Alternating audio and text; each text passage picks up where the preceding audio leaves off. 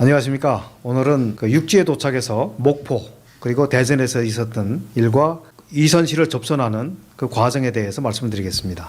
저희가 이제 제주도에서 카페리오를 타고 목포까지 이제 왔는데요.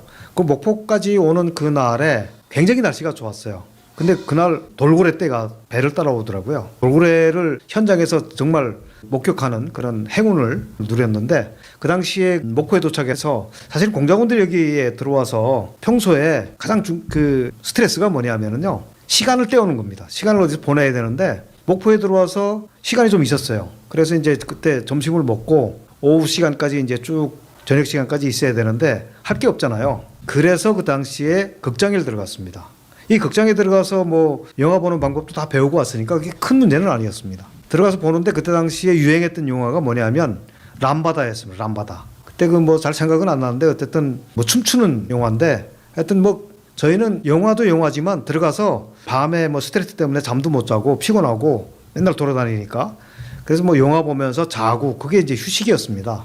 그래서 목포에서 영화 보면서 시간 때우다가 일단은 대전 유성으로 가기로 했습니다. 왜냐하면 또 공작원들이 들어와서 기본적으로 말과 문화는 다 배우고 들어왔지만 여기에 들어와서 환경에 익숙하는, 적응하는 과정이 필요해요. 근데 사실 앞에서는 제가 말씀 안 드렸지만 여기 들어와서 북한에서 말을 다 배우고 들어왔는데 시장에 가니까 말이 잘 안 들리더라고요. 그 시장에 아줌마들이 막 자기들끼리 떠드는데 처음에 무슨 소리인지가 안 들려요. 근데 그게 한 일주일 정도 지나니까 말소리가 들리더라고요. 어쨌든 그 적응하는 과정이 필요한데, 그래서 대전에 가서 적응도 좀 하자. 그래서 대전에서 한 일주일 정도 또 체류하기를 하고 대전으로 갔습니다. 그런데 우리가 여기 나오기 전에 저희한테 이제 공작지도부에서 대전과 관련된 그 숙박시설과 관련된 여러 가지 이제 정보를 갖다 주는 중에 어떤 정보가 있었냐 하면 볼라비 하숙집이라고 하는 그 하숙이 괜찮다, 그런 그 정보가 있었습니다. 근데 이름도 참 좀 특이해요. 그래서 제가 아직도 기억을 하는데 볼라비 하숙집.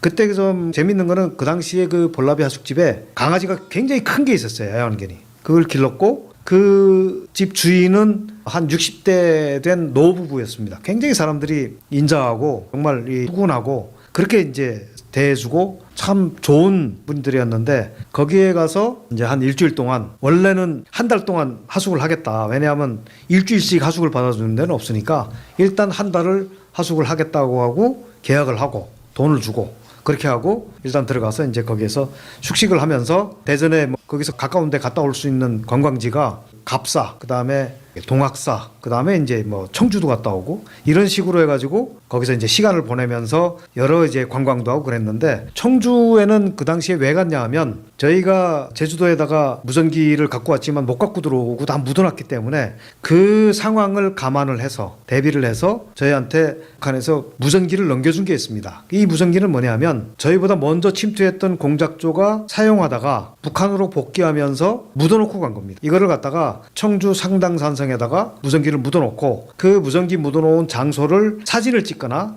아니면 이제 손으로 다 이제 약도를 그립니다. 그걸 가지고 올라가서 공작지도부에다 제출을 하는데, 그 무전기가 묻혀져 있는 위치, 장소, 그다음에 그 약도를 저희가 다 받았기 때문에 그거를 가서 한번 확인을 해보자. 그래야 이제 나중에 뭐 무전기를 가지고 이제 무전도 치고 할 수가 있기 때문에 일단 유성에서 대전에서 있으면서 확인을 해보자, 남는 시간에. 그래서 청주 상당산성까지 가서 실제로 무전기가 있는지 파가지고 다 확인을 했습니다. 그 저희가 들어갔던 볼라비 하숙집은 그냥 단독주택이었고요. 앞서도 얘기했지만 큰 개를 기르는데 사실은 북한에서는 저는 그때만 해도 큰 개는 다 잡아먹는 줄 알았는데 개를 기르더라고요. 개가 그렇게 온순할 수가 없어요. 저희가 들어가면 반겨주고. 그래서 하여튼 굉장히 인상 깊었던 그런 그 기억이 있습니다. 주인분들도 굉장히 상냥하고 굉장히 친절하고, 야, 참 좋은 분들이다, 그런 생각을 또 했던 적도 있고요. 어쨌든 그분들이 저희를 의심했으면 경찰서에다가 신고를 했거나 했을 텐데 뭐 그러지도 않고 굉장히 상냥하게 대해주고, 특히 뭐 저희한테 뭐 어디서 왔느냐, 뭐 왜 왔느냐 이런 걸 물어보지 않기 때문에 굉장히 저희는 이제 편안하게 거기서 이제 체류를 하다가, 사실은 앞에서 얘기했지만 한 달치 저희가 식료를 다 줬지만 저희는 일주일 동안 거기에 있다가 서울로 이제 가게 됐습니다. 그리고 이제 상당산성에 가서 무전기가 잘 있는지 다 확인을 하고요. 대전에서 묵으면서 했던 일이 뭐냐 하면 이선실의 소재를 파악하고 이선실과 접선할 수 있는 일정을 이선실과 약속을 하는 겁니다. 제가 이제 그때 당시에 공중전화로 이선실에게 전화를 해서 언제쯤에 찾아갈 거다. 그래서 이제 얘기를 하고 일단 그 이선실한테 가지고 갈 여러 가지 이제 준비를 하는데 그때 제가 갖고 있던 그거는 그 이선실의 전화번호나 집 주소는 북한에서 나올 때 다 갖고 나옵니다. 그래서 그걸 가지고 전화를 해서 약속된 멘트로 내가 누군데 언제 좀 만날 수 있느냐. 그래서 이선실하고 이제 약속을 했고요. 일정을 확정을 하고 서울로 이동을 하게 됩니다. 다음 시간에는 이선실과 접선해서 그와 같이 이제 집에서 살던 그런 얘기를 말씀드리도록 하겠습니다.